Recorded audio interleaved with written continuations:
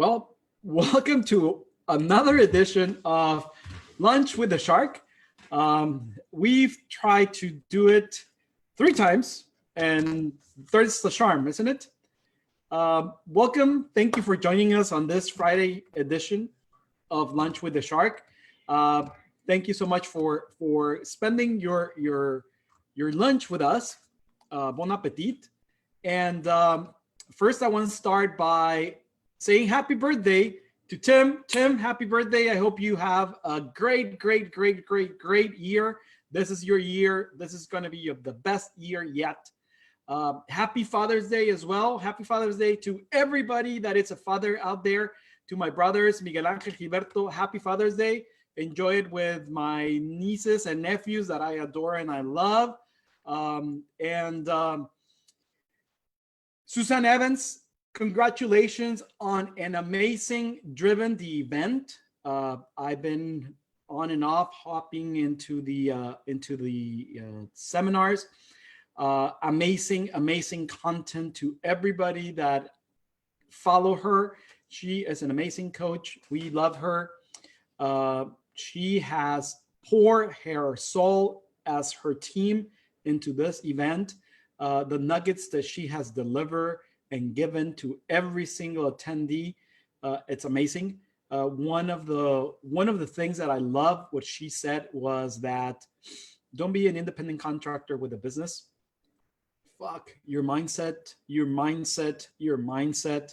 I've been saying it all over the last 2-3 weeks. We've been helping one of our clients shift their independent contractors into another company, and the mindset, it's even though they say that they're business owners and this and that, wow, that's all I'm gonna say. Wow, it's very complicated. You need a shift in mindset. You need a shift on your beliefs. You need a shift on your ideas. Fuck them, fuck all that. You need a clean slate. Clean your brain, clean your mind. Use the weekend to purge. Use the weekend to relax. Use the weekend to work on yourself. Don't work in your business. Work on yourself.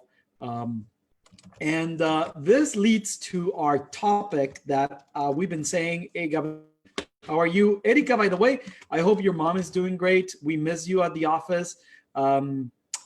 Get your mom well, get your family in order. We miss you, but I know that you have some tasks there. Let us know if you need anything, okay? And yesterday, Gabriel invited us to a sales webinar in Mexico. It was very interesting webinar. The presenter was good. Sorry, mind you, I've attended multiple webinars, seminars.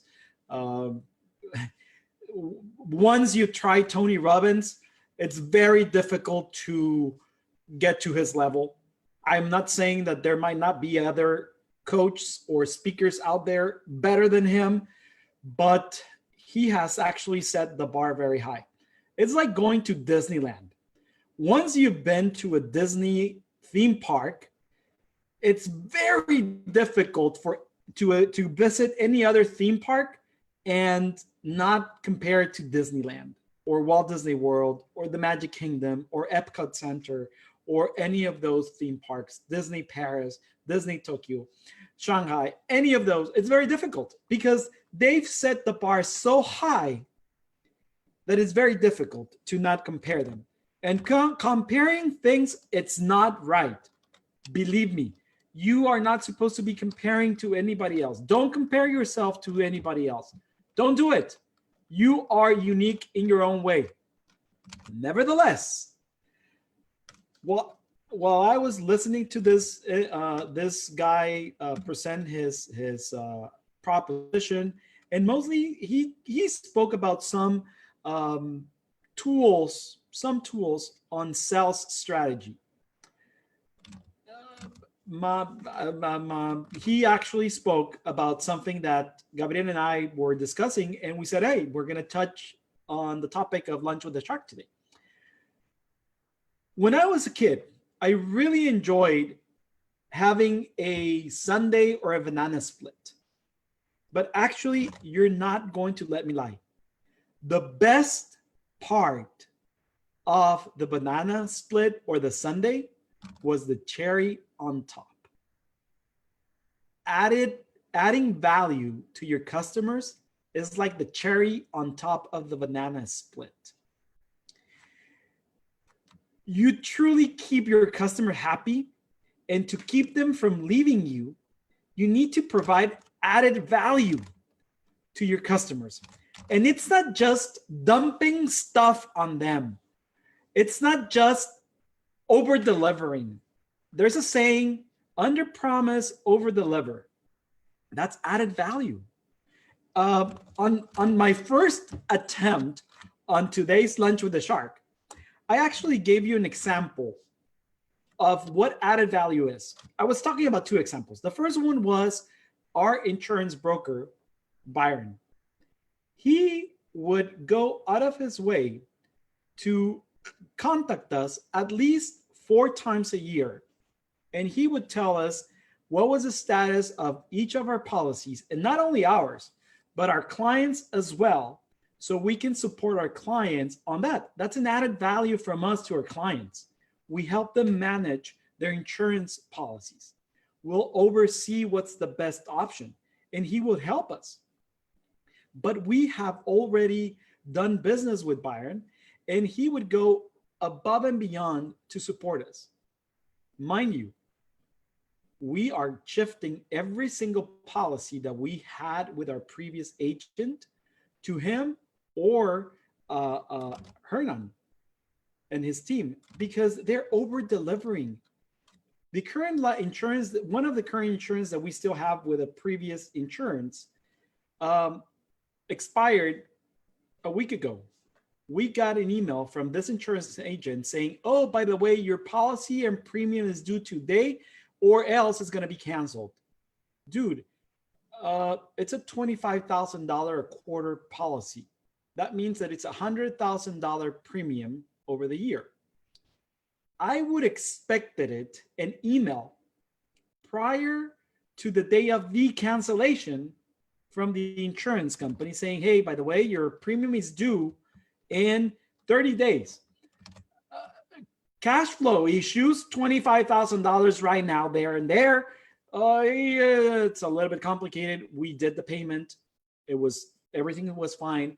But unfortunately, Byron had previously accustomed us to, he would tell us 3 days, 5 days, a week, a month prior to the cancellation, by the way, this policy is going to be due on this day in the next 30 days or in the next 15 days. So we can program, we can let our client know and things like that. That's added value. So the definition of added value is the increase in value that a business creates. How are we, as Invictus Advisors, increasing your value, increasing the value of your clients, of your business? Okay. And I don't mean about in monetary. Like, the way that I increase value is if you are going to have a tax liability, before I tell you, hey, you have to pay $1,000 in taxes for this year's tax return, let me tell you one thing. I would have already researched, review, analyze, scrape every single possible tax solution to minimize your tax liability. Maybe your tax liability was $20,000, but when I get to you, your tax liability is only $1,000. And I'll show you when you're going to sign the taxes, I'm going to say, hey, this is your tax liability. This is the tax liability with our strategies. This is what we did. This is how much we're saving you. That's added. You don't hire us just to do your tax return. You don't hire us just to do your books.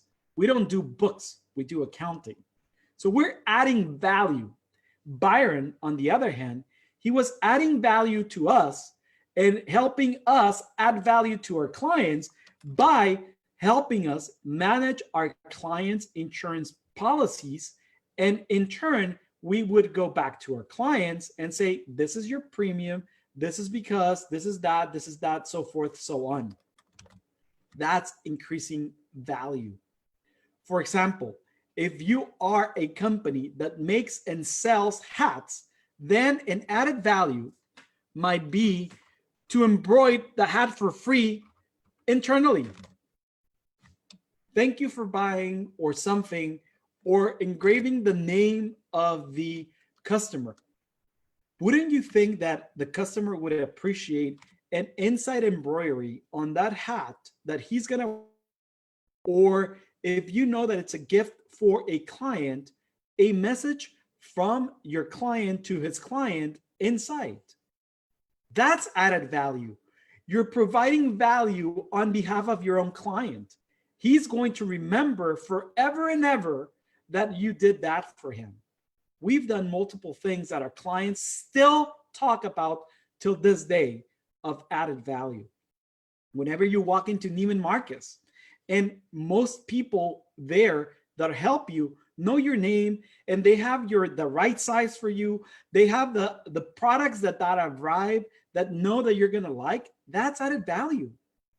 Walking into Louis Vuitton, that's why those stores, maybe yes, they're in bankruptcy, but they're not in bankruptcy because they're going out of business.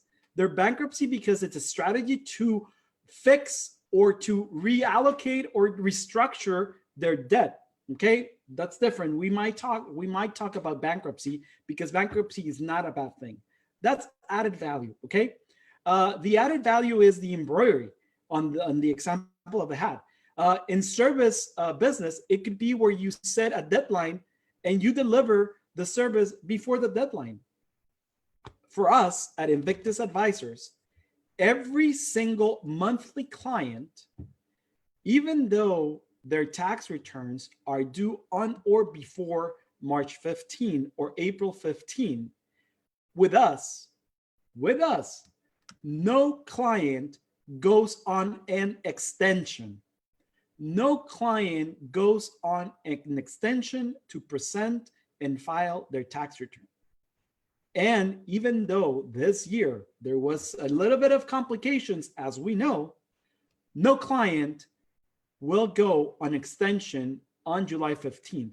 Their tax returns have been filed on time as the law says. That's added value because they don't have to worry about whether the taxes have been filed or not.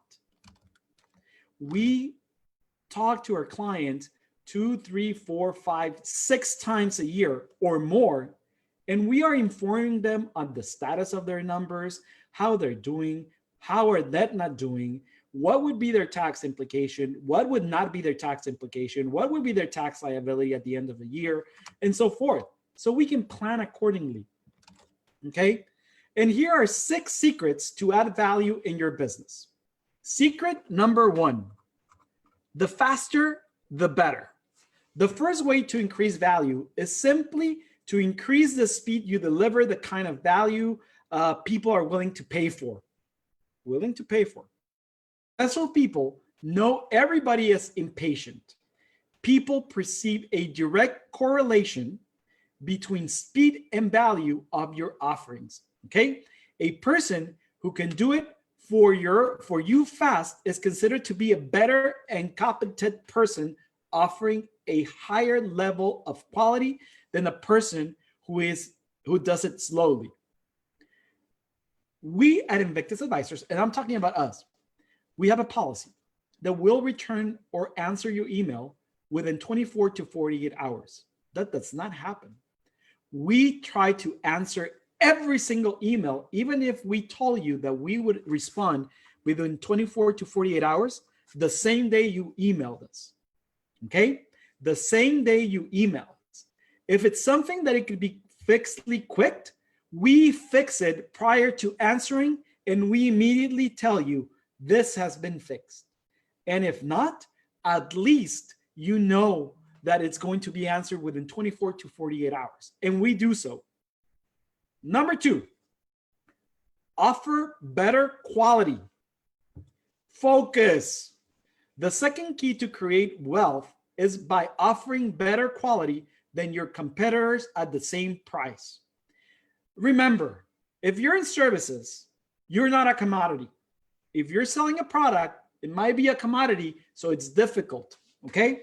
But if you're in services, know your value. Don't undervalue yourself. Don't prostitute your service, because the only thing you're doing is prostituting your profession. So the second key to create wealth is by offering better quality than your competitors. Know your competition. Never imitate them. Know your competition. Never imitate them. Quality, professionalism. If you're a small firm like us, try to be corporate, but still down to earth. Don't just send them an email without a signature. Don't just send them an email with, here's your document, thank you, bye. Give them an explanation. Give them a, why is this happening? Give them a detailed brief. I personally send, and internally at Invictus Advisors, we send emails to our clients, and our clients are not going to let me lie. We send them, hey, we always greet in our emails, okay? This is etiquette, quality etiquette, okay? We greet them. We say, hey, we're attaching in a document. This is the document that we're attaching. And we always add bullet points of important information that they should be looking at. We don't tell them like a huge essay about what's going on, blah, blah, blah, blah, blah. No, our clients are CEOs. And even though they're not CEOs mindset, we treat them like that. We get them the nuggets from that document or from the abstract of the email that they've sent us that they need to focus on. What we do is we'll help them focus and narrow the information so they can make quality decisions. We give them quality. Quality is whatever the customer says it is. Quality reflects, first of all, the utility. I'm telling them, this is what is necessary for you to make the decision. To the user, so they make better decisions. It is the customer's specific need, okay? The customer might want something, but you as the professional, you need to deliver what it's necessary. Oh, the customer might want something, but you deliver what they need. Okay? Number 3, add tangible value. When you provide a service, there's nothing that you can give them like a cell phone. If you walk into Verizon or Sprint or whatever the freaking Telcel, whatever the freaking cell company you have, you don't walk into a service company and they take something and they can use. No. What they'll do is they'll take paper. They'll take paper. That's it. What is it that they're going to do with the paper? Well, we spoke about it yesterday. Yeah, I'm going to give them a full report of their tax return that might be 100 pages. And we're not even printing documents for our clients. No, everything is email now. Everything is in a server. Everything on the cloud. Everything is backed up. So what we do is we'll give them an abstract of the important information, of the bullet points that they might need if it's a tax return, that they might need for a loan, that they might need to review certain things, that they might need things that we know that they might require. Why would they need an attachment for the line 16 on their 1120 to explain it? They don't care about that. They don't care about how we determine or calculated the taxes. They just want to know how much taxes they're going to pay, when are they going to pay it, and for where is it going to come. Plain and simple. They don't want to know how many pages we sent to the IRS. No. Add tangible value. The third way that you can become wealthy is by looking for ways to add value to everything you do. Remember, if everyone is offering the same thing, tax preparer, accountants in our industry, whatever you're selling or providing, these factors of the product or service become the basic minimum or the expected norm in the market. It could be a free upgrade or a free product to remind them of your business. experiences. You can give them an experience. To us, I'm going to talk about Invictus Advisors because we are all about adding value. A couple of years ago, we actually, out of the blues, invited every single client of ours to a movie premiere.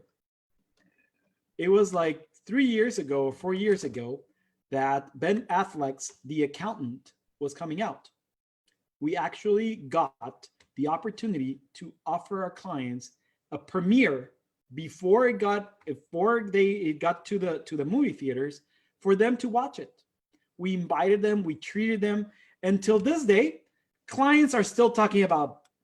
Clients are still asking us, "Hey, when is going to be the next premiere of another movie?" We added it a tangible value.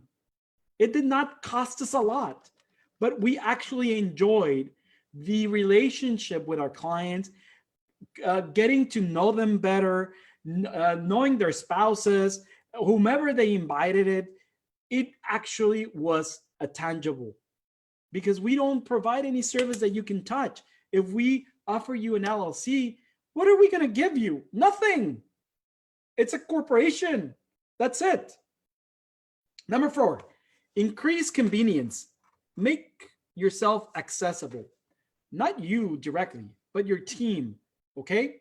The 4th way to increase wealth is by increasing the convenience of purchasing and using the product or service. Fast food stores by the thousands are a simple example of how much more people are willing to pay for convenience than they are if they have to drive across town to a major shopping center or a major grocery store.